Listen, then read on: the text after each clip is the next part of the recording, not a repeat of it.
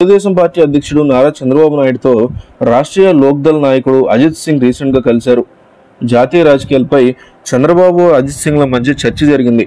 దేశ రాజకీయాల గురించి అజిత్ సింగ్ ఏపీ సీఎం చంద్రబాబుతో చర్చించారు. అయితే ఈ భేటీపై అమిత్ షా ఆరా తీసినట్టు సమాచారం. అమరావతి దాకా వెళ్లి అజిత్ సింగ్ చంద్రబాబును కలవాల్సిన అవసరం ఏముంటుంది అంటూ అమిత్ షా ఆరా తీశారట. జాతీయ రాజకీయాల్లో గత 2 నెలలుగా చంద్రబాబు యాక్టివ్గా అయి ఉన్నారు. ఇప్పటికే 17 పార్టీలతో చంద్రబాబు ఏకతాటిపైకి తీసుకొచ్చినట్టు చెప్తున్నారు. పోయిన వారం కూడా కర్ణాటక ముఖ్యమంత్రి కుమారస్వామి విజయవాడ వచ్చి మరీ చంద్రబాబుతో భేటీ అయ్యారు.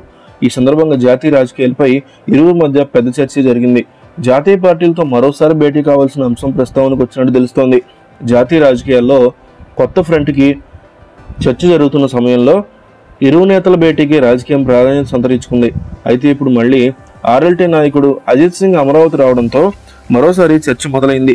రానున్న రోజుల్లో చంద్రబాబు ఎలాంటి పాత్ర జాతీయ రాజకీయాల్లో పోషిస్తారనేది చూడాల్సి ఉంది. మరోపక్క ఆంధ్రప్రదేశ్ మంత్రివర్గ సమావేశం జరిగింది. ఈ సమావేశంలో ముఖ్యమంత్రి యువనేస్తం పథకానికి పచ్చజెండా ఊపారు. ఈ నెల 14 నుంచి ఆన్లైన్లో యువనేస్తం కార్యక్రమం రిజిస్ట్రేషన్లు చేసుకోవాలని మంత్రి కలువు శ్రీనివాసులు తెలిపారు. ముఖ్యమంత్రి యువనేస్తం పేరుతో అక్టోబర్ 2వ తేదీ నుంచి నిరుద్యోగ భృతి ఇవ్వాలని నిర్ణయించుకున్నారు. అన్ని మున్సిపాలిటీల్లో బీపీఎస్ అమలుకు మంత్రివర్గం నిర్ణయించుకుంది. పబ్లిక్ హెల్త్ వర్కర్లు 151 జీవో ప్రకారం వేతనాలు చెల్లించాలని కేబినెట్ నిర్ణయించింది. కేబినెట్ నిర్ణయంతో 30,000 మంది నెలసరి జీతం 1000 రూపాయల నుంచి పెరగబోతున్నట్టు మంత్రి తెలిపారు.